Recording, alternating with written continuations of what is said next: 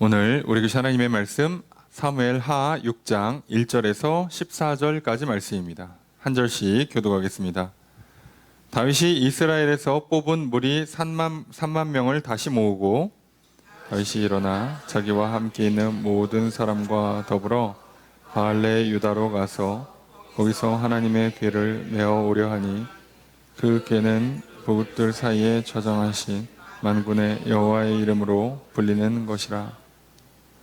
그들이 하나님의 궤를 새 수레에 싣고 산에 있는 아비나답의 집에서 나오는데 아비나답의 아들 우사와 아요가 그 새 수레를 모니라. 그들이 산에 있는 아비나답의 집에서 하나님의 궤를 싣고 나올 때 아요는 궤 앞에서 가고, 다윗과 이스라엘 온 족속은 잣나무로 만든 여러 가지 악기와 수금과 비파와 소고와 양금과 제금으로 여호와 앞에서 연주하더라. 그들이 나곤의 타작마당에 이르러서는 소들이 뛰므로 우사가 손을 들어 하나님의 궤를 붙들었더니 여호와 하나님이 우사가 잘못함으로 말미암아 진노하사 그를 그곳에서 치시니 그가 거기 하나님의 궤 곁에서 죽으니라. 여호와께서 우사를 치심으로 다윗이 분하여 그곳을 베레스 우사라 부르니 그 이름이 오늘까지 이르니라. 다윗이 그날에 여호와를 두려워하여 이르되 여호와의 궤가 어찌 내게로 오리오 하고 다윗이 여호와의 궤를 옮겨 다윗성 자기에게로 메어 가기를 즐겨하지 아니하고 가드 사람 오벳에돔의 집으로 메어 간지라. 여호와의 궤가 가드 사람 오벳에돔의 집에 석 달을 있었는데 여호와께서 오벳에돔과 그의 온 집에 복을 주시니라. 어떤 사람이 다윗 왕에게 아뢰어 이르되 여호와께서 하나님의 궤로 말미암아 오벳에돔의 집과 그의 모든 소유에 복을 주셨다 한지라. 다윗이 가서 하나님의 궤를 기쁨으로 메고 오벳에돔의 집에서 다윗 성으로 올라갈새 여호와의 궤를 맨 사람들이 6걸음을 가매 다윗이 소와 살찐 송아지로 제사를 드리고 다윗이 여호와 앞에서 힘을 다하여 춤을 추는데 그때 다윗이 배 에봇을 입었더라. 아멘. 자리에 앉으시기 바랍니다. 할렐루야. 거룩한 주일 주임 전에 나와 예배드리신 성도님들을 주님의 이름으로 환영합니다. 우리 옆에 있는 분들과 사랑의 기절 나누겠습니다. 인사합시다. 사랑합니다. 축복합니다.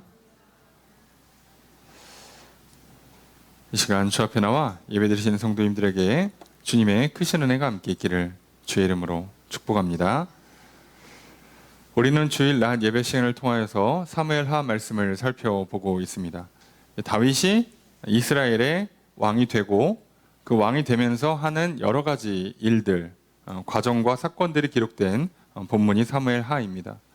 우리는 지난주 말씀을 통해서 다윗이 왕이 되었다는 소식이 들리자 블레셋이 바로 전쟁을 일으킵니다. 우리는 그걸 통해서 우리 안에 하나님의 말씀이 심겨질 때, 우리 안에 믿음이 생길 때, 우리 안에 사랑이 싹트기 시작할 때 마냥 일이 좋게만 진행되지 않는다는 걸 깨닫게 됩니다. 우리 안에 하나님의 말씀이, 하나님을 향한 믿음과 사랑이 커지고 우리 안에 세상이 줄 수 없는 평안이, 하나님 주시는 참된 복과 행복이 넘치게 되면 바로 블레셋과 같은 악한 영들은 우리를 향해 전쟁을 일으킵니다. 그래서 뺏으려 하죠. 다윗이 자리 잡기 전에 치려고 합니다. 분명히 다윗이 유다 지파의 왕이었을 때, 그리고 나머지 11지파에는 사울의 아들 이스보셋이 왕으로 있었을 때에는요, 이미 그 전에 사울이 블레셋의 패배함으로 말미암아 조공을 갖다 바쳤어요. 속국이었습니다. 블레셋의 지배를 받는 속국이었어요. 사실상 왕이 세워져 봐야 블레셋이 달라는 대로 다 줘야 되는 말만 왕이지 제대로 왕노릇을 못하는 상황이었습니다. 그래서 분열이 나든 말든 신경을 안 쓰고 있었는데 다윗이 전체를 다 통일해서 왕이 되니까 이때는 또 말이 달라지죠. 그러면 당연히 순서가 독립을 하려고 할 거 아니겠습니까? 그러니까 블레셋은요, 이걸 보자마자 바로 쳐들어옵니다. 심지어 어디로 들어오느냐? 르바임 골짜기로 들어왔어요. 다윗은 유다 출신입니다. 사울은 베냐민 출신이에요. 그러다 보니까 이 두 지파 간에 은근히 그 불화가 생길 수밖에 없습니다. 아무리 좋게 지내고 싶어도 사람이라는 게 다 이런 혈연 관계, 지연 관계, 학연 관계에 연결이 안 될 수가 없어요. 팔이 안으로 굽습니다. 그걸 뭐라고 할 수가 없는 거예요. 인간이라는 존재 자체가 그걸 어떻게 할 수 없는 거죠. 그게 당연한 거예요. 그러니까 우리는 어떻게 해야 되냐? 그 서로의 다름을 인정해주고 하나님 안에서 화목한, 화평한 관계를 누리기 위해서 서로 손 내밀고 서로 존중하고 배려하고 사랑으로 연합하는 과정이 꼭 필요해요. 다윗도 그러려고 뭘 하는 거죠? 예루살렘에 수도를 옮기는 거잖아요. 헤브론에 수도가 있으면 너무 유다 지파 중심이 되니까, 그래서 유다 지파와 베냐민 지파 경계에 있으면서도 천혜의 요새이면서 뭔가 이스라엘 전체의 중심도 되고 그런 상징성을 갖고 있는 가장 좋은 곳, 더욱이 그때까지 정복하지 못한 땅, 그래서 이방 족속을 물리치면서 마치 하나님께서 나와 함께 하신다, 하나님께서 이스라엘 민족과 함께 하신다는 신앙심도 올리고 정치적으로 자기가 왕이 된 것도 확실히 해주고, 그리고 두 지파뿐만 아니라 남북 이스라엘이 화합도 하고 모든 게 다 좋아요. 그래서 예루살렘으로 수도를 옮기는 겁니다. 자, 그렇게 하기로 마음먹고 진행을 하고 있는데, 지금 르바임 골짜기는 정확하게 유다 지파랑 베냐민 지파 경계선에 있어요. 그 틈을 정확히 타고 들어옵니다. 사단이 우리를 공격할 때 우리의 가장 약한 지점을 정확히 알아요. 정말 귀신 아니랄까봐 귀신같이 알고 들어오죠. 내가 가장 약한 지점. 거기를 파고 들어와서 내 믿음을 깎아요. 하나님 향한 신뢰를 깎고요. 하나님 향한 사랑을 깎고요. 내 안에 싹 터오르려는 그 사랑, 그 기쁨, 평안 다 깎아가고요. 다른 사람과 좀 친하게 지내고 화목하게 지내려는 마음 다 깎아가고요. 그리고 고치고 변해서 이제 좋은 습관들이고, 그 발전적인 방법으로 뭔가 인생을 건설적으로 만들기 위해서 도전도 하고 변화도 하고 하려는 마음도 다 깎고요. 다 치고 들어옵니다. 그래서 어떻게 해야 됩니까? 싸워야 돼요. 싸우지 않으면 완전히 지는 거예요. 우리 안에 갑자기 하나님께서 막 믿음을 넣어주세요. 막 열정을 불어넣으세요. 아, 이거 해야겠다. 그래, 내가 가서 먼저 손 내밀어야겠다. 기도해야겠다. 이거 봉사해야겠다. 공부 열심히 해야겠다. 운동 좀 시작해야겠다. 습관을 좀 바꿔야겠다. 이런 마음이 막 올라올 때 갑자기 한 구탱이에서 나의 약함이 들어와요. 갑자기 친구가 전화한다든가, 갑자기 막 먹을 게 생긴다든가, 누가 놀러 가자고 그러고, 갑자기 막 그 게으름이 생기고 내일로 미루고 싶은 마음이 생기고 나의 약한 지점이 착 치고 올라올 때 싸우셔야 돼요. 절대 그냥 이기지 않습니다. 그 싸움을 싸우지 않는 것만으로도 이미 지는 거예요. 그냥 집니다. 근데 다윗이 싸우면 이길 수 있냐? 솔직히 못 이겨요. 우리가 지는 이유 중에 뭐겠어요? 싸워봐야 져요. 문제는 이거죠. 싸워봐야 져요. 왜? 우리는 믿음이 약하니까. 우리는 연약하니까. 이길 거였으면 진작에 이겼지. 늘 졌고 지금도 지는 거예요.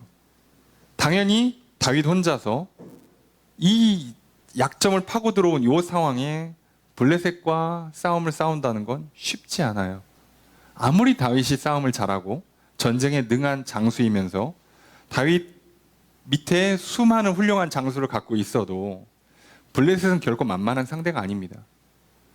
사울이 괜히 졌겠어요? 그냥 지는 게 아니에요. 강한 민족입니다. 게다가 약점을 파고 들어오면 쉽지 않아요. 자, 그래서 다윗이 어떻게 합니까? 자기 힘으로 싸우질 않습니다. 이게 승리의 비결이라 말씀드렸죠. 하나님께 묻습니다. 하나님께 묻고 나아가는데요. 첫 번째 전쟁에는요, 하나님께서 승리를 약속해 주십니다. 그래서 그 약속을 믿고 용기를 내서 담대히 싸워 승리합니다. 그런데 전쟁이 한 번에 끝나냐? 아니요.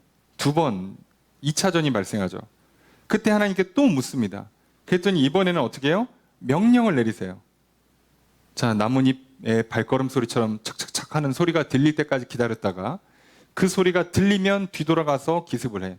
라고 명령을 내리세요. 다윗이 그 명령에 순종합니다. 그래서 승리해요. 사실 이 두 번의 승리의 장면은 굉장히 의미가 있습니다. 왜요? 한 번은 약속이고 한 번은 명령이니까요. 그런데 하나님의 말씀은 항상 약속과 명령이 같이 있어요. 그 얘기는 무슨 얘기죠? 오늘 우리들이 이 땅에 살면서 하나님의 나라를 세워지는, 그래서 나는 왕노릇하는 인생, 승리하고 복을 누리는 인생이 되는 비결은 분명히 악한 영들이 우리의 약점을 파고 들어올 텐데, 그때 하나님의 말씀, 약속을 믿고 담대히 싸우고 명령에 순종해서 나가 싸울 때 승리한다는 뜻이죠. 다윗은 그렇게 승리했습니다. 자기 군사력을 믿지 않았어요. 물론 믿을 만한 군사력이 아니기도 해요. 그리고 그럴 만한 상황도 못 돼요. 그렇기 때문에 더 그랬을지 모릅니다. 오늘 우리가 그동안 많이 졌고 우리 안에 좋은 생각, 좋은 습관이 들어오지 못했다는 걸 인정한다면 또 다시 내 안에 들어오는 사단의 유혹들, 여러 가지 상황의 한계들 앞에서 우리는 먼저 하나님께 기도해야 합니다. 하나님께 은혜를 구하셔야 돼요. 그리고 하나님의 약속의 말씀을 믿고 용기를 내서 담대히 나가 싸우든가, 하나님의 명령을 붙들고 철저히 순종해서 싸우든가, 이거밖에는 우리에겐 승리의 길이 없습니다. 여러분, 지난 한 주를 사시면서 어떻게 살으셨습니까? 어차피 치열한 전쟁이었을 겁니다. 우리 안에 하나님의 나라가 세워지느냐를 놓고, 하나님이 주는 복과 상을 누리느냐를 놓고 우리는 또 싸웠어야 할 거예요. 그 싸움에 승리하셨기를, 그리고 계속해서 승리해 나가시기를 주의 이름으로 축복합니다. 혹시라도 많은 승리를 누리지 못했다면 다시금 오늘 하나님 앞에 나와 용서를 구하고 회복의 은혜를 구하시면서 다시 하나님의 말씀을 붙들고 또 새로운 한 주를 시작하기를 주의 이름으로 축복합니다. 이제 다윗은요, 이 승리를 통해서 예루살렘으로 수도도 옮겼겠다, 블레셋도 물리침으로 말미암아 이제 정치적인 독립, 군사적인 독립을 했으니 이제 나라의 모양이 얼추 갖춰졌어요. 자, 그럼 뭐 해야 될까요? 자, 이제 다윗이 그 다음 해야 되는 건 가장 중요한 일이 하나 또 남았어요. 그게 뭐냐면 예루살렘으로 언약궤를 옮겨오는 일을 하려고 합니다. 왜 그러냐면 언약궤는 하나님의 임재의 상징이에요. 하나님께서 그 언약궤 위에 있는 두 천사들이 이렇게 마주보고 있는 그 사이에서 이스라엘 백성을 만나주시겠다 그랬어요. 물론 그 자리에는 대제사장이 1년에 한 번밖에 못 갑니다만 거기서 임재해서 만나주겠다 그랬어요. 그리고 거기에서 이스라엘 백성들의 기도를 항상 들어주겠다고 약속하셨죠. 그런데 그 귀한 언약궤를 사울이 블레셋과 전쟁하다가 패배하는 바람에 뺏깁니다. 뺏겼다가 블레셋이 그것을 가지고 가는 데마다 병이 나고 전염병이 돌고 신상들이 막 넘어져서 부서지고 난리가 나서 돌고 돌아서 돌려줘요. 다시 반강제로 돌려주는데, 대놓고 너무 돌려주기 뭐하니까 이스라엘과 블레셋 경계에 있는 지금 이제 오벳에돔의 집에다가 쓱 넣어놉니다. 그리고 거기에 있어요. 다윗이 왕이 돼서 이걸 찾아오는 데까지 시간이 거의 70년이에요. 그러니까 사울이 초기에 뺏겼기 때문에 이게 70년이나 시간이 갑니다. 무슨 얘기냐면 지금 오늘 성경은 연대기가 아니에요. 다윗이 왕이 되자마자 한 게 아니고 연대기로 보면 다윗이 블레셋과 싸운 게 초기고요. 예루살렘으로 옮긴 게 좀 다음이고요. 그 다음에 두로 왕이 사람 보내서 왕궁 짓고 성전 짓고 하는 게 그 다음이고요. 그러고 나서 성막 다 옮기고 나서 그 다음에 언약궤를 옮기는 거예요. 언약궤만 떨렁 옮겨놓는 게 아니고. 그래서 이게 다윗이 왕이 되고서 시간이 좀 지나고 나서 하는 일입니다. 성경이 연대기로 기록되어 있다고 생각하시면 안 돼요. 사건 순입니다. 그런데 그래서 이 시간이 거의 70년. 그러니까 거의 2세대 가까이 언약궤가 이스라엘에 있지 않았어요. 다윗 입장에서는 이거 중요한 일입니다. 내 왕권을 하나님께서 보증해 주셔야 되고 내 자녀들이 이 왕위를 계속 이어간다는 건 상징이 필요해요. 정치적으로도. 그리고 이스라엘이 신앙적으로도 하나가 되려면 구심점이 좀 필요해요. 그래서 이 언약궤를 모셔오는 걸. 그리고 다윗은 또 하나님을, 나를 왕으로 세워준 하나님을 향한 예배, 하나님을 향한 사랑의 마음이 컸기 때문에 모셔오고 싶었어요. 그래서 이걸 결국은 하려고 합니다. 이런저런 이유가 복합적이에요. 그러니까 이거는 어떻게 보면 해야만 하는 일이고 하고 싶은 일이에요. 이보다 더 좋을 수가 없죠. 해야만 하는데 나도 하고 싶어. 그럼 당연히 해야죠. 다윗이 그래서 합니다. 이 일을. 이 일을 하는데 이 일을 하는 과정이 조금 특이합니다. 오늘 말씀을 통해서 어쩌면 오늘 우리들이 하나님을 믿고 신앙생활을 하면서 해야만 하는 일들이 있어요. 그리고 심지어 내가 하고 싶은 일이 있습니다. 그런데도 일이 생각대로 잘 안 될 수가 있다는 걸 기억하셔야 돼요. 신앙생활뿐만 아니라 우리 인생도 마찬가지예요. 우리가 이 땅에 태어나 살면서 인간으로서 또는 사람 또는 우리가 육신을 갖고 있고 사회생활을 해야 되고 가정에서 뭐 일터에서 살아야 되기 때문에 해야 되는 일들이 있고 또 심지어 내가 그걸 하고 싶어. 근데도 결과는 잘 안 나올 수가 있어요. 이런 일들 때문에 우리가 많이 힘듭니다, 인생이. 다윗도 사실 오늘 본문에 보면 마음이 즐겨하지 않는다고 표현했지만 마음이 상한 거예요. 직역하면 의지가 꺾인 겁니다. 우리 살다 보면 그렇잖아요. 의지가 꺾여요. 그래서 신앙생활 잘해보려고 하고 성경에 써있는 대로 하고 잘해보려고 했다가 안 되면요, 예배드리기도 싫고 기도하기도 싫고 봉사하는 거 당연히 싫고 그냥 모든 게 싫어. 그냥 에라 모르겠다고 그러고 두 손 두 발 놓고 그냥 들어 눕습니다. 마찬가지죠. 공부할 때도 운동할 때도 일할 때도 해야 되는 거 알고 나도 하고 싶어. 잘하려고 애를 썼어요. 그런데 결과가 잘 안 나오면 우리는 어떻게 돼요? 낙심이 들죠. 기분 나쁘죠. 자신한테 실망스럽고 화가 나죠. 나는 왜 이 모양 이 꼴인가. 그래서 손을 놓는단 말이에요. 다윗도 똑같은 상황을 마주합니다. 도대체 왜 이런 문제가 생기는가? 그리고 다윗은 어떻게 이 문제를 풀어내는가? 오늘 우리는 말씀을 통해 살펴보려고 그래요.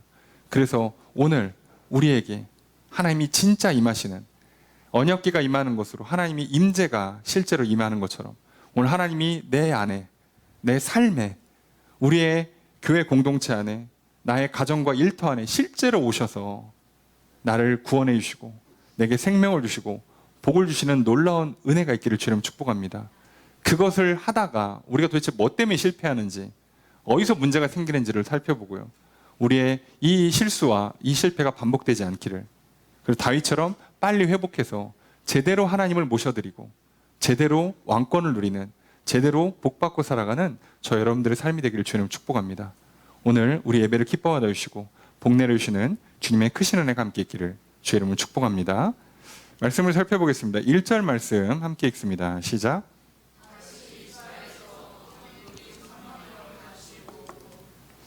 자, 이걸 위해서 다윗이 3만 명을 모아요. 다시 모았다고 되어 있는데요. 이게 블레셋과 전쟁하려고 모았던 그 사람들을 다시 모았다는 뜻이에요. 그러니까 군인 그리고 각 지파의 어떤 리더십들을 다 모은 거예요. 아니 뭐 언약궤 옮기는데 뭐 3만 명씩 필요하냐? 이게 아까 말씀드렸습니다만 오벳 에돔의 짐이 블레셋 경계에 가까워요. 잘못하면 군사적인 충돌이 날 수 있어요. 그러니까 소규모 전투나 또는 실제 전쟁, 전면전이 날 수도 있습니다. 그래서 애시당초 이 일 자체가 군사작전에 가까워요. 군인을 많이 동원합니다. 그리고 이거는 군대만 동원하는 게 아니라 뒤에 보면 뭐 찬양도 부르고 뭐 악기도 연주하죠. 그러니까 이게 일종의 행렬이란 말이에요. 그러니까 많은 인원이 동원됩니다. 그만큼 다윗은 여기에 진심이에요. 열심과 열정을 갖고 하고 있는 거예요. 해야만 하는 일이고 하고 싶은 일이었어요. 그게 정치적인 이유든 뭐 그 사회의 통합을 위해서든 또는 뭐 종교적으로 뭐 회복을 위해서든 어떤 이유든 간에 해야만 하는 일이고 하고 싶은 일에 다윗은 진심이었고 열정을 갖고 최선을 다하고 있어요. 그래서 가져오려고 했던 건 하나님의 궤, 보통 우리가 언약궤라 부르죠. 그래서 이걸 뭐라고 부르냐? 그 궤는 그룹들 사이에 좌정하신 만군의 여호와의 이름으로 불리는 것이다. 여기에 여호와 이름이 불리는 거예요. 여호와께서 계신다라고. 하나님의 궤, 언약궤라고 불리는, 바로 그걸 옮기려고 하는 거예요. 자, 바알레 유다라고 하는데요. 이 지역 이름입니다. 고대 지역 이름은 너무 신경 쓰지 않으셔도 돼요. 예. 여전히 학자들도 모릅니다. 예. 그냥 그런가 보다. 예. 왜 그런지 모르겠어요. 왜냐하면 정식 명칭이라는 게 없던 시기도 하고요. 그리고 그 당시에는요, 정식 명칭으로만 부르는 게 아니라 다들 별명으로 불러요. 별칭. 부르는데 그걸 성경에 그대로 써요. 그러니까 역사 기록엔 당연히 그 이름이 없지. 그렇잖아요. 제 이름이 있는데 만약에 누군가 저를 별명으로 부른다 칩시다. 그래놓고 나중에 기록을 남기는데 일기나 책에다가 자서전에다가 제 별명으로 이름을 쭉 써놨어요. 나중에 사람들이 그 사람이 저랑 같은지 확인하려면 확인이 안 되는 거예요. 맞는 것 같은데 이상하다. 이름이 달라. 그죠? 확인이 안 돼요. 고대는 이런 단점이 있습니다. 너무 여기에 뭐 의미를 부여하지 않으셔도 돼요. 자, 그런데 이걸 어떻게 하려고 하는가? 3절 읽도록 하겠습니다. 시작.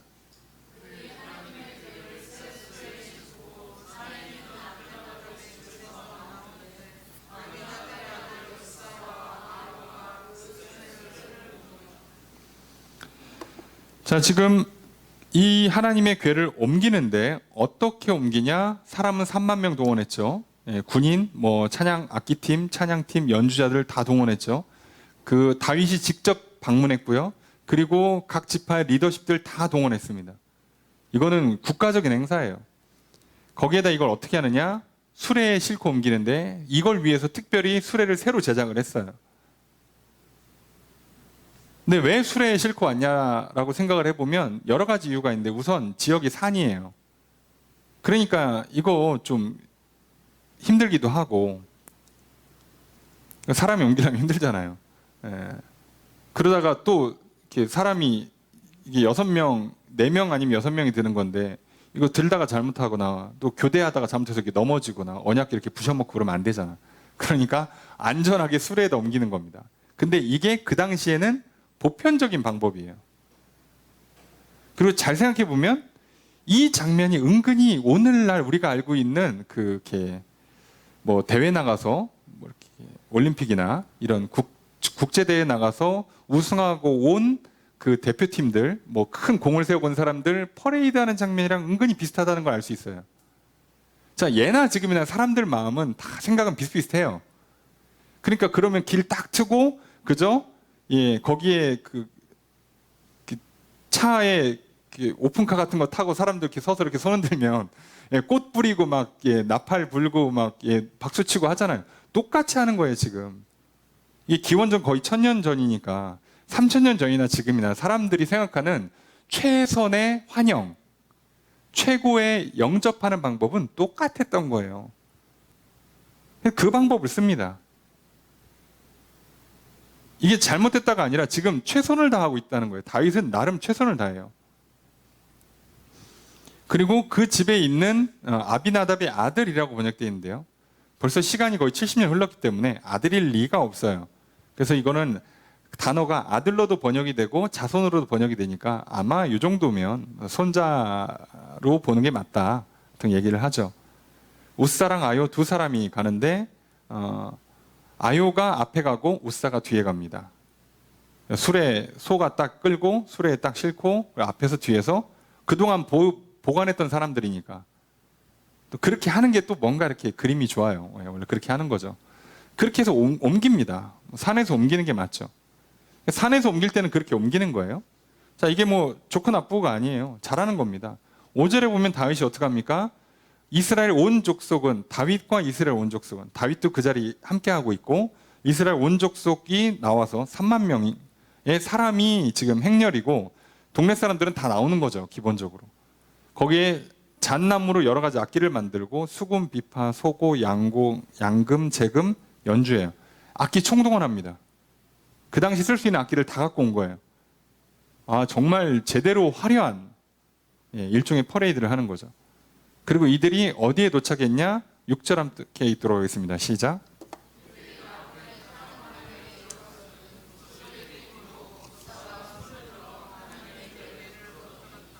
자, 그들이 낙원의 타작마당에 도착을 합니다. 여기가 아마 1차 목적지였을 거라고 생각을 해요. 타작마당은 이게 뭐 오늘날 우리로 치면은 그 시골 농사 짓는 쌀이나 밀을 하는 농촌에 가면 마을 이렇게 입구에 이렇게 그 큰 보관 창고 같은 거 놓잖아요. 평지에. 그런 개념으로 이해하시면 돼요. 마을 어귀나 좀 규모가 있는 집안 같은 경우는 집안의 넓은 땅, 평평한 땅에다가 거기서 추수하고 거기서 보관까지 다 해요. 굉장히 넓은 평지가 보통 타작마당으로 쓰죠. 그러니까 여기가 정확히 어딘지 몰라도 그 산에서 내려와서 평평한 곳에 도착을 해서 멈췄어.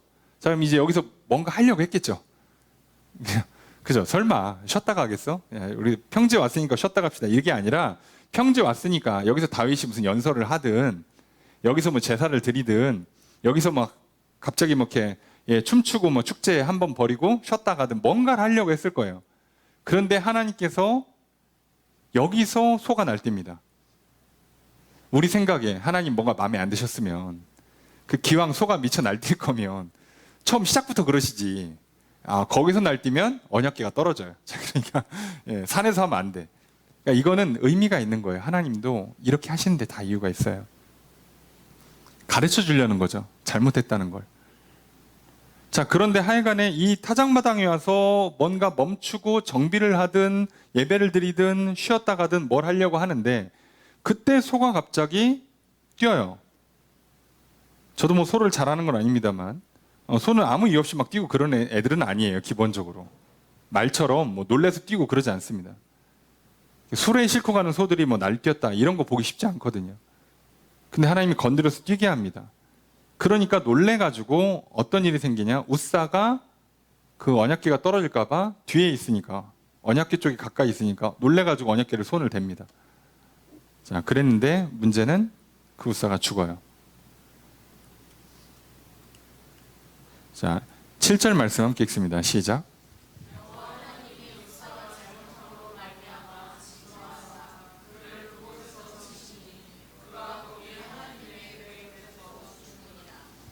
자, 웃사가 죽습니다. 왜 죽냐 봤더니 잘못해서 죽였대요.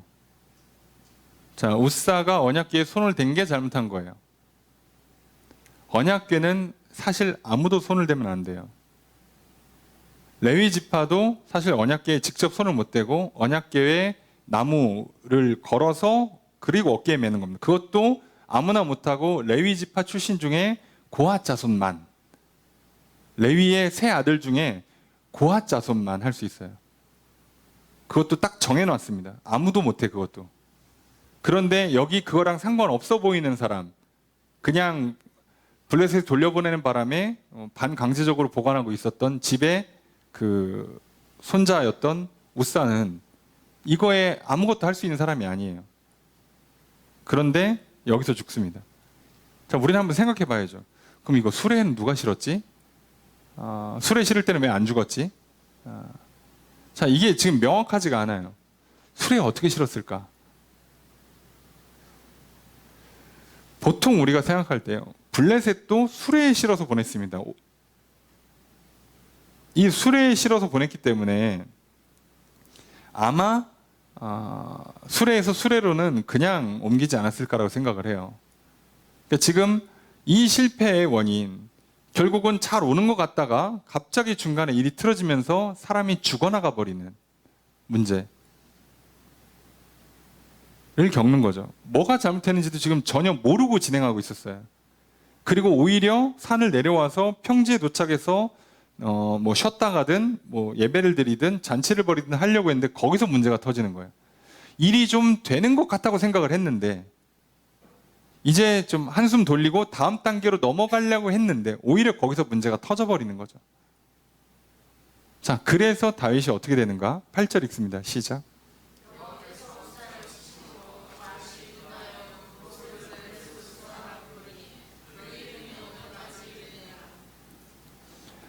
자, 여호와께서 웃사를 쳤어요. 그래서 다윗이 분해서 거기를 베레스 웃사라고 부릅니다. 다윗이 분해서, 자, 하나님께 화를 냈다는 뜻은 아니에요. 화를 표했다, 막 하나님께 막 분노하고 막 하나님께 막 화를 냈다는 뜻은 아니고요. 다윗이 화가 났다는 뜻이에요. 자신한테 화가 난 거죠. 뭘 잘못했을까 내가? 이 생각이 드는 거예요. 어디서부터 이게 문제가 된 거지? 아니, 내가 잘못한 걸 못 찾겠는 거예요. 해야만 하는 일을 하고 싶어서 최선을 다해서 하고 있었어요, 지금. 뭐가 문제인지를 모르는 거예요, 지금 다윗은. 그 문제를 인식을 못 하고 있습니다. 그런데 여기서 뭘 더해라 하면 할 수가 없어요. 왜요? 이미 최선을 다했어요. 사람들은 이때 분노하고 분노의 반대작용으로 우울하고 낙심을 하게 돼요. 절망을 한단 말이죠. 처음엔 화를 내다가 더 이상 최선을 다할 수 없다라는 판단이 들면 절망해버려요. 다윗 상황이 그렇습니다. 그래서 다윗이 어떻게 하느냐? 9절 읽습니다. 시작.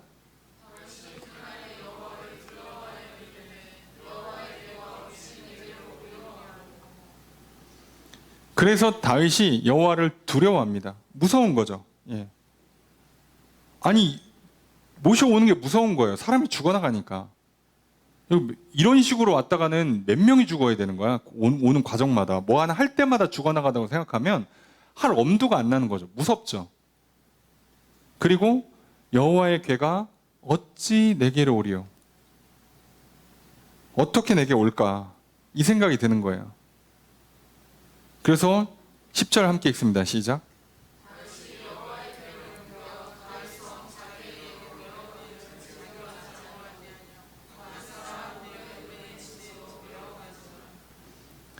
자, 다윗이 이것 때문에 어떻게 하냐면 다윗 성, 예루살렘 성으로 메어가는 걸 즐거워하지 않습니다. 여기서 즐거워한다는 건 감정적인 표현이 아니고요. 의지의 표현에 더 가까워요.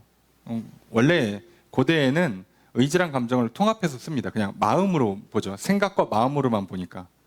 요즘이야 의지 따로 감정 따로 다 디테일하게 보지만 고대에는 그냥 생각, 마음으로만 봐요. 근데 이 즐겨하지 않는다는 건, 그리고 구약성에 특히나 즐거워한다 또는 즐거워하지 않는다는 건 결합된 느낌이에요. 기분도 나쁘고 의지도 꺾였어요. 아니 그렇잖아요. 지금 화가 나요. 최선을 다했는데 안 됐는데 기분이 좋을 사람이 어디 있습니까? 화나죠.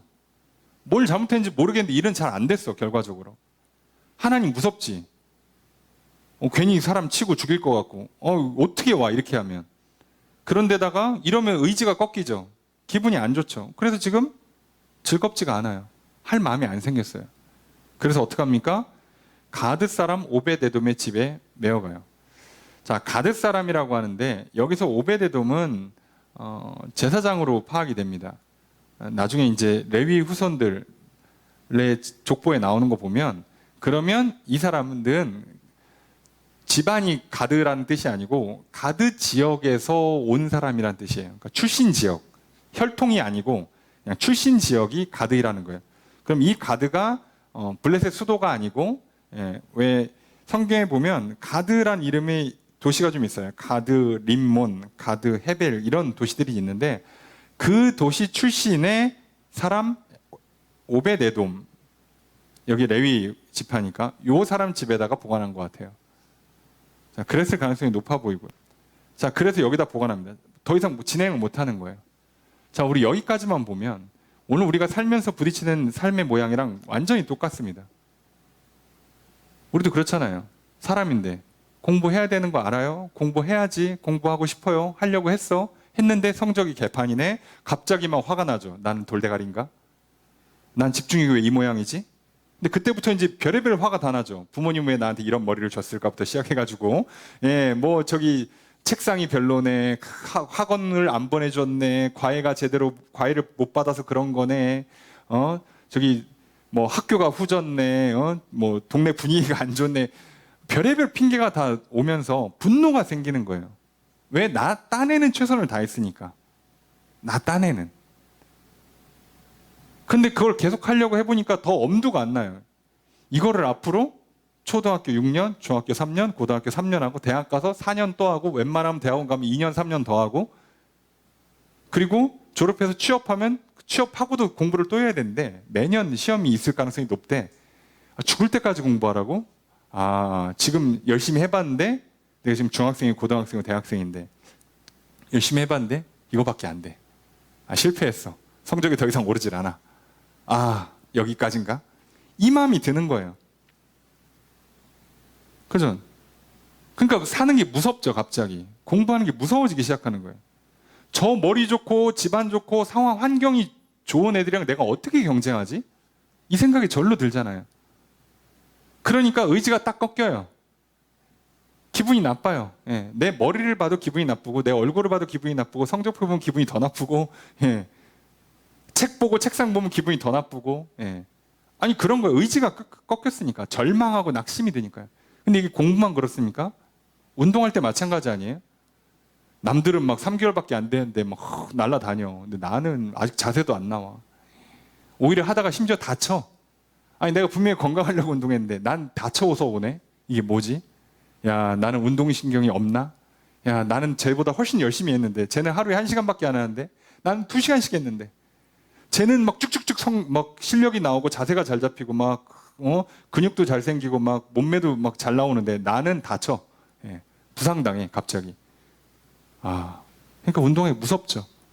세상이 무섭죠. 저런 사람들과 경쟁하려니까 경쟁이 안 될 것 같죠.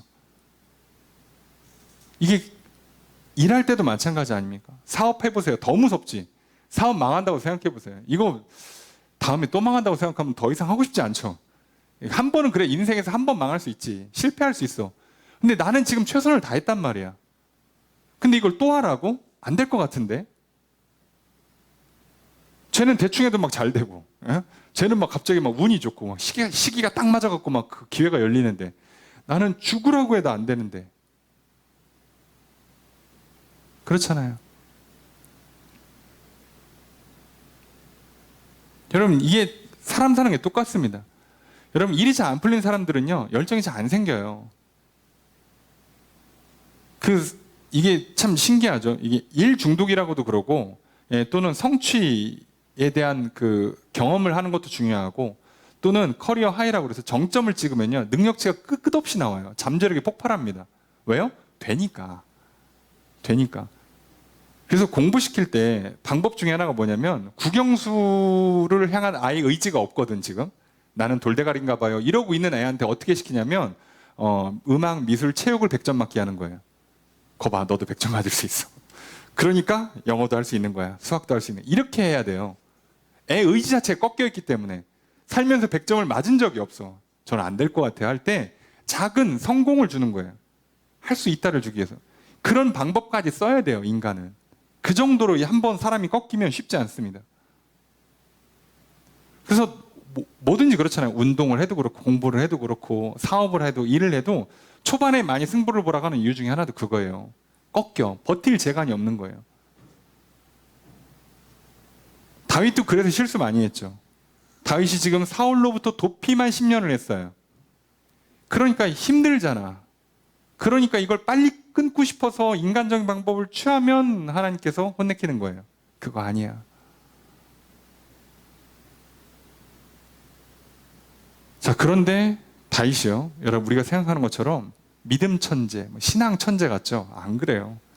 다윗도요, 어떻게 보면 제가 봤을 때는 싸움은 확실히 좀 잘한 것 같아요. 그런데 그걸 제외하고는요, 음악적인 재능이 있고 싸움을 잘한 건 맞는 것 같은데요. 나머지는 거의 똑같습니다, 우리랑. 거의 모든 일에서 다 한 번씩 실수 또는 큰 죄를 져요. 그냥 한 번에 가는 경우가 없어요. 다 넘어집니다, 다. 언약궤도 한 번에 못 옮겨요. 예? 뭐든 전쟁을 제외하고는요, 한 번에 통과시키는 게 없어요. 뭐든 꼭 2번, 3번씩 해야 돼요. 그만큼 다윗도 사람이에요. 연약합니다. 우리 생각에는 벌써 문제를 알고 있죠. 다윗이 하나님 말씀대로 안 했어요. 레위인을 통해서 어깨에 메고 옮겨오지 않았어요. 예. 이상하지 않습니까? 실수할 때마다 보면 다윗이 기도했더라, 물었더라, 제사장을 찾아갔더라. 안 나와요. 10절까지 제사장 안 나오죠. 10절까지 기도했다 안 나오죠. 안 나옵니다. 안 해요. 여러분 기억하셔야 돼요. 우리 인생의 성공과 실패는요, 재능이나 노력이 있는 게 아니에요. 사람들이 이러니까 속는 거예요. 그리고 재능이나 노력이 있으면요, 여러분 분명히 여러분보다 강한 사람이나 큰 장애물을 한번 만나시면 무조건 꺾입니다. 당연히 못 이기죠. 그러면 똑같은 현상이 일어날 거예요. 화가 나고 의지가 꺾이고 기분이 나쁘고 두려움에 휩싸여요.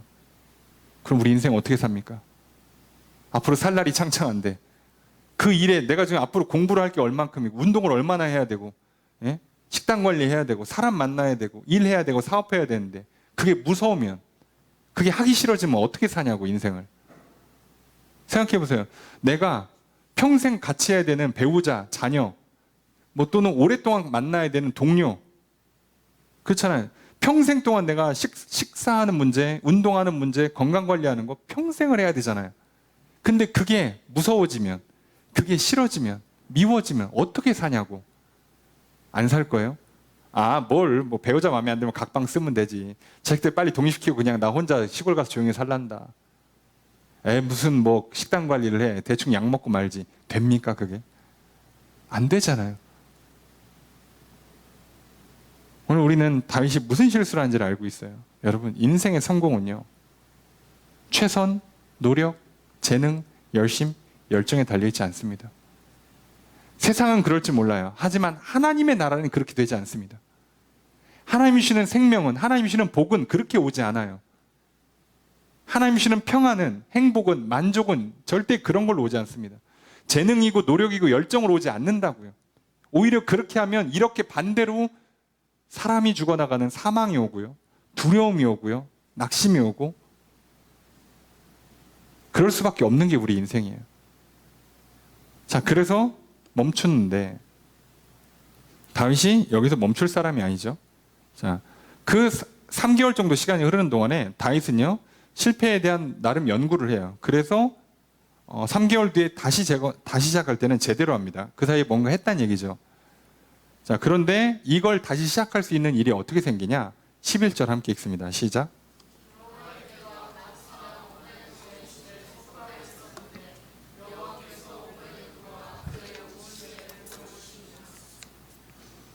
자, 그래서 오벳에돔 집에다가 언약궤를 보관을 했는데 오벳에돔과 그의 온 집에 하나님께서 복을 주시는 거예요.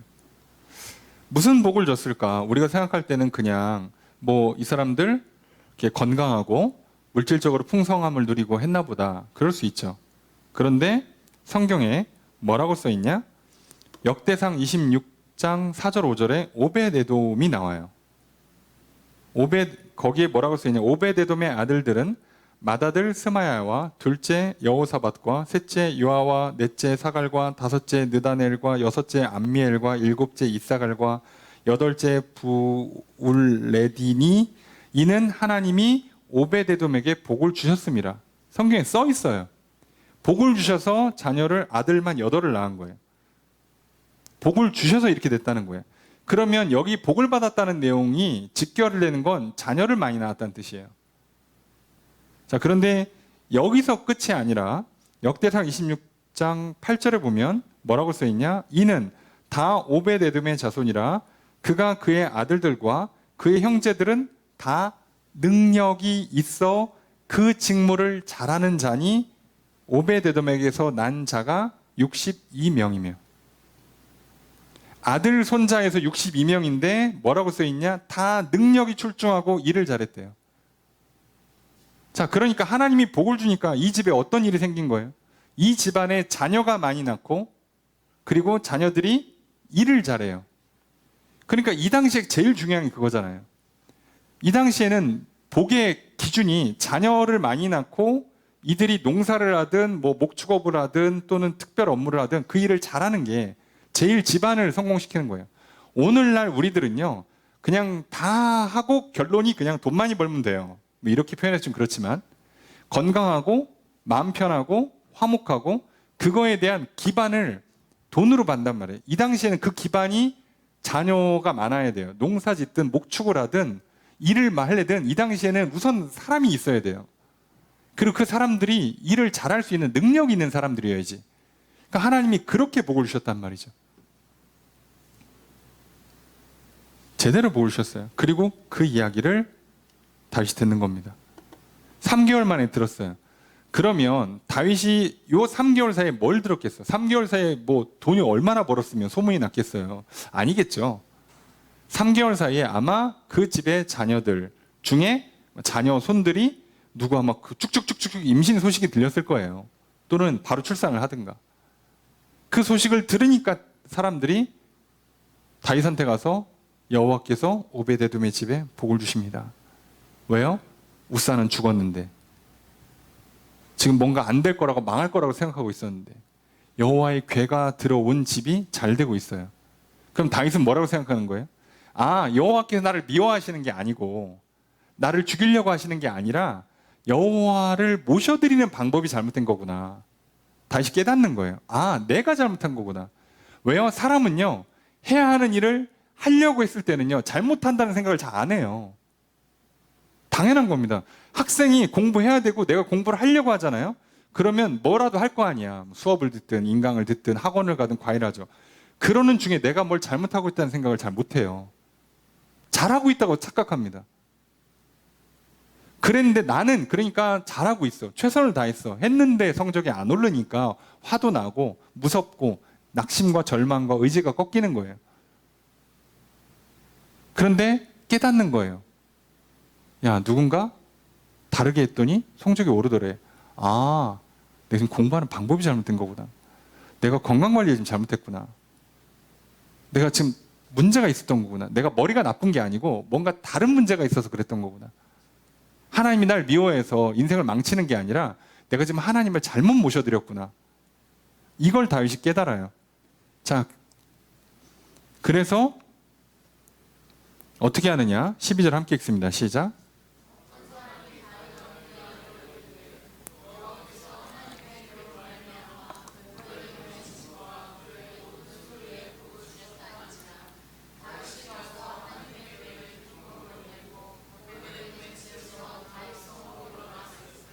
자, 이 소식을 듣고 다윗이 어떻게 합니까? 가서 궤를 기쁨으로 메와요. 그러니까 이게 무슨 뜻인지 알겠죠? 아까는 즐겨하지 않았고 지금은 기뻐하는 거예요. 의지가 다시 샘솟아. 해야겠다. 좋다. 라고 깨닫는 거죠. 자, 무슨 문제였어요? 열심과 열정의 문제가 아니라 하나님의 말씀, 하나님의 방법을 따르지 않은 문제, 하나님을 왕으로 모시지 않았던 문제예요. 그래서 다윗이 이번엔 어떻게 합니까? 바꾸죠. 바꿔야죠. 13절 읽습니다. 시작.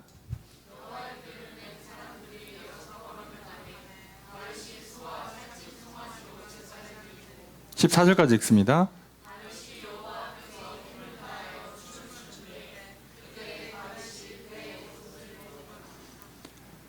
여호와의 궤를 맨 사람들이, 자, 이제부터는 메고 옵니다. 수레에 실지 않아요. 뭐가 문제인지를 알았죠. 메고 옵니다. 그리고 그냥 막 끌고 오는 게 아니에요. 어떻게 해요? 6걸음을 딱 움직였어요. 움직이니까 어떻게 합니까? 물어봐요. 거기서 소를 잡고 제사를 드리면서 하나님, 6걸음 오는 동안에 문제가 안 생기니까 감사합니다. 함께 하시는 거 맞죠? 예, 예루살렘까지 오는 길에 함께 해주세요라고 감사하고 은혜를 간구하고 있어요. 전에는 어떻게 한 거예요? 술에 싣고 어디까지 왔다고요? 타작마당, 평지 올 때까지 뒤도 안 돌아봤어요. 그냥 지금 정신없어. 그냥 나팔 불고 막 노래 부르고 그냥 잘 온다 잘 온다 그러고 그냥 간 거예요. 근데 지금은 딱 얼만큼 6걸음만 가니까 함께 하시는 거 맞죠? 살았어. 문제가 안 생겼어. 감사합니다. 그러니까 뒤돌아보고 감사를 드리고 앞으로 함께 해달라고 간구하고 있는 거예요. 태도가 바뀌었어요. 당연히 오는 게 아니에요. 이제부터는 태도가 바뀐 거예요. 공부한다고 당연히 성적이 오르는 게 아니에요. 열심히 한다고 해서 당연히 결과가 잘 나오는 게 아니에요. 지금 내가 잘하고 있나? 지금까지 문제가 생기지 않았나를 뒤돌아보고 하는 게 감사드리고 계속해서 내 삶에 힘을 달라고 인도해 달라고 하나님께 은혜를 간구하는 거예요. 태도가 바뀌는 거죠. 이게 하나님을 모시는 기본 자세예요. 하나님 당연히 내가 교회에 와서 예배를 드리니까 나와 함께 하시는 건 당연한 게 아니에요.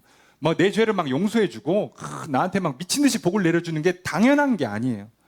오늘 우리는요, 하나님이 내 예배를 받아주시는 게 당연한 게 아니라 하나님 오늘 내 찬양을 잘 들으셨나 한 번 더 하늘 향해 눈을 들고 감사를 드리고 받아주십시오. 이 한 주의 삶에도 함께 해주십시오. 간구하는 거라고요. 이 태도가 중요해요. 그래야 하나님 우리한테 오신다고요. 다윗은 실수했어요. 당연히 올 줄 알았지. 내가 지금 아침에 일찍부터 일어나가지고 목욕하고 옷 막 깨끗하게 갈아입고 막 옛날 분들은 막 그 헌금 지폐 막 그게 다리미로 다려가지고 빳빳하게 펴가지고 막 성경책에 딱 껴가지고 감사원금 막 제목 막 미리 막 며칠 전부터 써놓고 쫙 준비해서 이렇게 하고 막 일찍 막 한 10분 15분 전에 도착해가지고 이렇게 앉아가지고 준비하고 있으니 하나님이 당연히 받는 거라고 생각했어요. 아니죠. 받아주시나 받아만 주십시오. 이 겸손한 태도.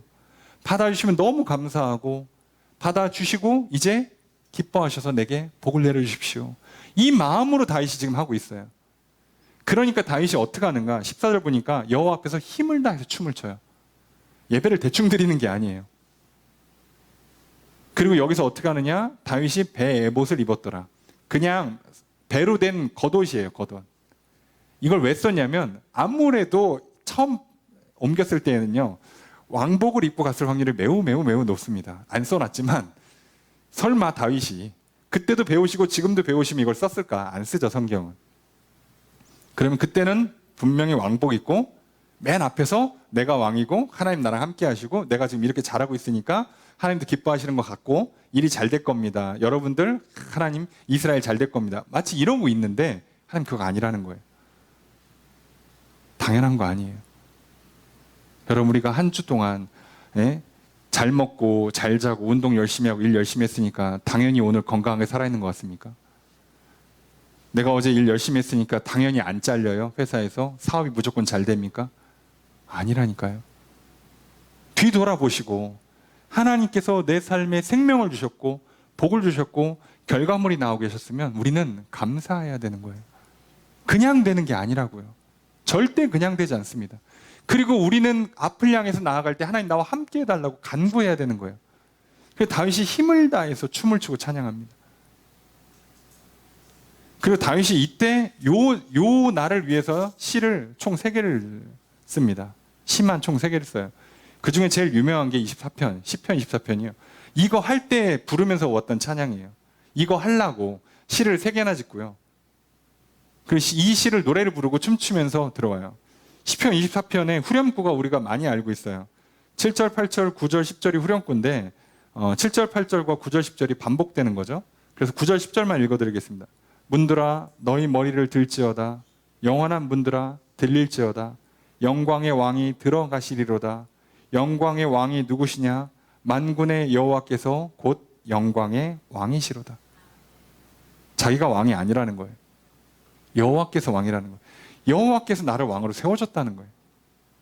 내가 잘했으니까 하나님 마땅히 복을 주시고 나 잘났다가 아니라 하나님께서 왕이시고 하나님께서 내게 복을 주셔서 내가 오늘 왕의 자리까지 왔다는 거예요. 하나님은 그걸 받고 싶어 하세요. 그걸 우리는 예배라 부릅니다. 하나님 말씀에 숙이는 거, 하나님 앞에 고개를 숙이는 거, 하나님 앞에 무릎을 꿇는 거, 하나님은 그걸 예배라고 받으세요. 여러분 혹시 오늘 이 자리에 나오면서 내가 그래도 아침부터 일찍 일어나서 남들은 다 잘 때 교회도 안 나오고 또 빠져가지고 막 온라인 예배 드린다 그러고 막 귀찮아서 이번 주는 쉬고 다음 주에 갈게요 이러고 있을 때 그래도 하나님 나는 교회에 나왔으니 잘한 거 아닙니까? 일찍 잤고 목욕 재개했고 그랬으니 하나님 내 예배를 당연히 받고 복 주시는 거 당연한 거 아닙니까? 여러분 이렇게 생각하다가 주중에 어려운 일 한 번만 만나보시면요 무서워지고요 화가 나고요 의지가 확 꺾입니다. 아니에요. 늘 우리는 돌아보십시오. 하나님 나와 함께 하심에 감사하시고요 계속해서 함께 하시길 간구하십시오. 그래서 우리는요 어떻게 해야 된다고요? 내가 할 수 있는 한 힘을 다하셔야 됩니다. 여러분 오늘 우리가 할 수 있는 최선은 좋은 결과를 내기 위한 최선이 아니라요 하나님 앞에서의 최선입니다. 그분께 나의 마음을 드리시고요 나의 영혼을 드리셨으면 좋겠습니다. 그러면 하나님은요 나와 함께 하사 오벳에돔의 집에 생명을 주시고 복을 주신 것처럼 다윗을 왕으로 세우신 것처럼 오늘 저와 여러분들을 왕 노릇하는 존귀한 인생을 삼아 주실 것입니다. 힘써 여호와를 모셔 드리십시오. 그러면 그분이 오셔서 나를 왕 노릇하는 존귀한 인생으로 만들어 주실 것이고 내게 생명을 주실 것이고 복을 주실 것입니다. 그러니 제발 속지 마십시오. 열심히 살면 잘 되는 게 아닙니다. 열심히 하나님을 모셔드리고 하나님의 말씀대로 하나님의 뜻대로 살아가셔서 이 한 주의 삶에도 하나님께서 함께 하시는 인생, 그래서 왕 노릇하는 존귀한 인생, 생명과 복이 풍성히 넘쳐서 누리는 인생 살아가시는 저 여러분 되시기를 주의 이름으로 축복합니다. 주님의 크신 은혜가 함께 있는 한 주 되시기를 다시 한번 주의 이름으로 축복합니다.